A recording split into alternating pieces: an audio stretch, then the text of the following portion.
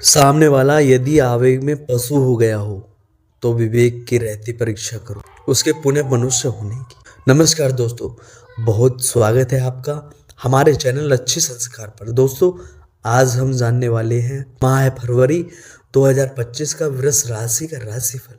यह कार्यक्रम दोस्तों बहुत महत्वपूर्ण कार्यक्रम है और सब कुछ जानेंगे आज आपके शिक्षा, स्वास्थ्य, प्रेम प्यार, करियर, आर्थिक स्थिति। इस महीने में दोस्तों सब कुछ जानेंगे कैसा रहने वाला है। आप थोड़ी देर के लिए आपका फोकस यहाँ पर होना चाहिए, सिर्फ कुछ मिनट के लिए। ध्यान से सुनिएगा और अंत में जानेंगे हम क्या उपाय आपको करने चाहिए। सबसे पहले जान लेते हैं स्वास्थ्य के बारे में।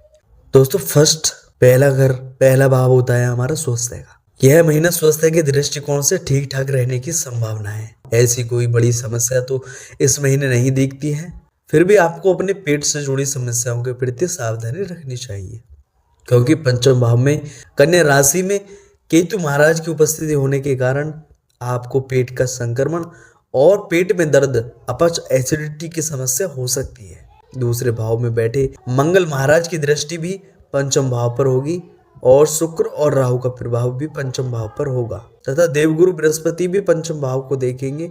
इतने ग्रहों के प्रभाव के कारण पेट से जुड़ी समस्याएं आपको परेशान कर सकती हैं। आपके पाचन तंत्र में समस्या हो सकती है। आप ज्यादा व असंतुलित भोजन के प्रभाव से भी परेशान हो सकते हैं। एसिडिटी और जलन की समस्या भी परेशान कर सकती है। इसलिए आपको बिना समय व्यर्थ किए चिकित्सक से संपर्क करना चाहिए और उनके द्वारा सुझाव विशेष आवश्यक उपाय करने चाहिए, जिससे स्वास्थ्य समस्याओं से खुद को बचा जा सके और एक तंदुरुस्त जीवन व्यतीत कर सके। दोस्तों, अब जान लेते हैं आपके करियर के बारे में। यह महीना सावधानी रखने वाला महीना है। महीने की शुरुआत में आपकी राशि में बृहस्पति महाराज रहेंगे और दसम भाव में शनि महाराज विराजमान होंगे। इससे आप अपने काम में बढ़ चढ़कर मेहनत करेंगे, लेकिन आपको अपनी मेहनत के अनुपात में उतना फल शुरुआत में नहीं मिल पाएगा। इसलिए आपको कुछ समय तक इंतजार करना पड़ेगा। नौवें घर में सूर्य और बुध महाराज के विराजमान होने से आपके कार्य क्षेत्र में तबादला होने की संभावना बन सकती है। हालांकि महीने के उत्तरार्ध में जब सूर्य और बुध आपके नवम भाव से दसम भाव में आ जाएंगे, जहां पर शनि महाराज बैठे हैं, तब कार्य क्षेत्र में और ज्यादा ध्यान देना पड़ेगा। एक तरफ तो आपको आपके काम के लिए तवज्जो मिलेगी और आपके काम की तारीफ होगी, लेकिन दूसरी तरफ आपकी अपने कार्य क्षेत्र में किसी से झड़प हो सकती है या किसी से कहासुनी हो सकती है। इसका असर आपकी नौकरी पर पड़ सकता है और आपको परेशानी उठानी पड़ सकती है।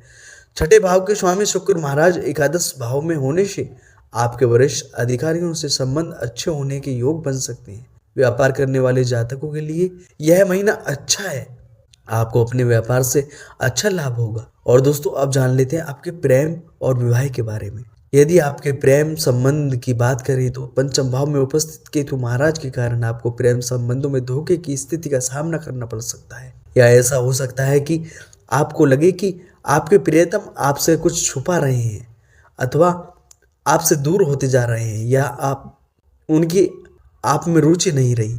ऐसी स्थितियां आप दोनों के बीच गलतफहमी और शक उत्पन्न कर सकती हैं, जिससे आपके रिश्ते में तनाव बढ़ सकता है। शुक्र और राहु का प्रभाव पंचम भाव पर होने से आप अपने प्रियतम को खुश करने के लिए बहुत कुछ करेंगे, बस वह गलत दिशा में न जाए, इसका आपको ध्यान रखना होगा। वैवाहिक संबंधों की बात करें तो सप्तम भाव के स्वामी मंगल महाराज वक्री अवस्था में महीने की शुरुआत में आपके दूसरे भाव में रहेंगे, जिससे जीवन साथी को स्वास्थ्य समस्याएं परेशान कर सकती हैं और उससे आपको भी परेशानी होगी।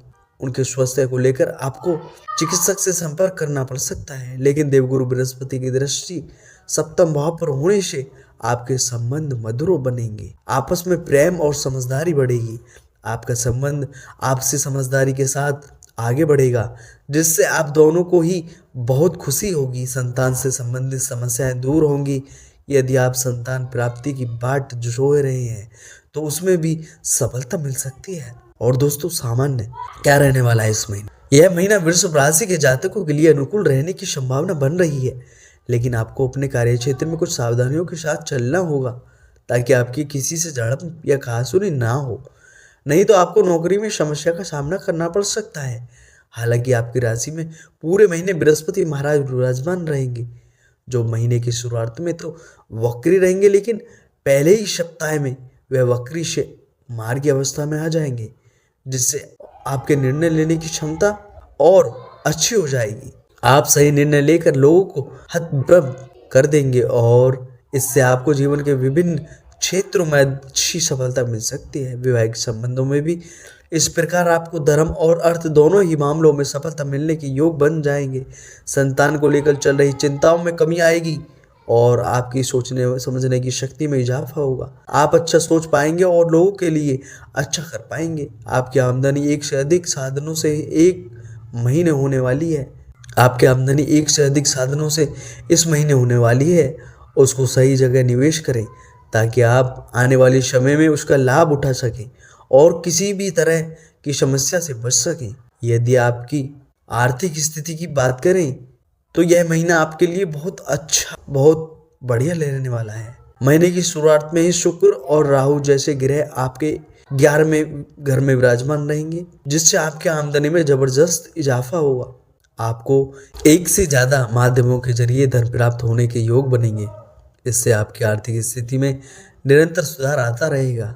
10वें घर में बैठकर शनि महाराज तृतीय दृष्टि से आपके द्वादश भाव को देखेंगे, जिससे खर्चों में कमी करेंगे और आपको सफलता प्रदान करेंगे। आर्थिक रूप से आपको आपके काम बनाएंगे।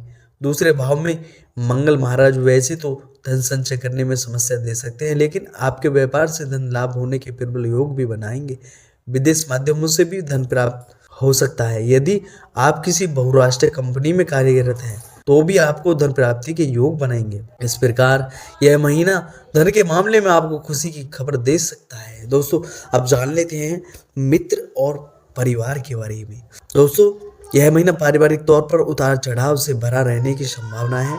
विषम भाव में शनि महाराज पूरे महीने विराजमान रहेंगे, जिससे आप अपने काम में इतने ज्यादा व्यस्त रहेंगे कि परिवार को बिल्कुल भी समय नहीं दे पाएंगे। हो सकता है कि आप अधिकांश समय अपने काम में बिताएं।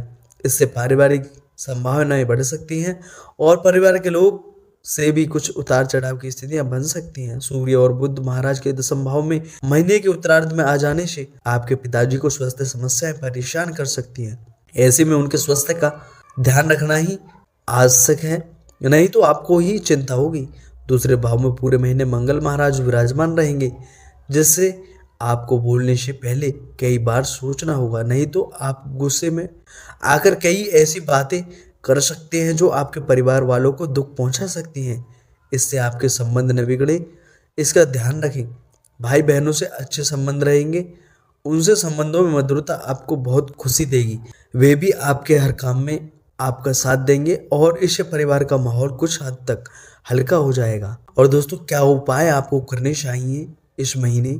सबसे पहले तो आपको शुक्रवार के दिन ही श्री लक्ष्मी नारायण जी की पूजा अर्चना करनी चाहिए और श्री गणपति महाराज को बुधवार के दिन दूर्वा अर्पित करें, लाभ होगा। आपको शनिवार के दिन चींटियों को आटा डालना चाहिए। आपको उत्तम गुणवत्ता वाला नीलम रत्न मध्यमा उंगली में धारण करने से बहुत ज्यादा लाभ होगा। और दोस्तों, आपको कैसी लगी है वीडियो? लाइक कीजिएगा, शेयर कीजिएगा और अगर हमारे चैनल पर नए हैं तो चैनल को भी सब्सक्राइब अवश्य कर लीजिएगा।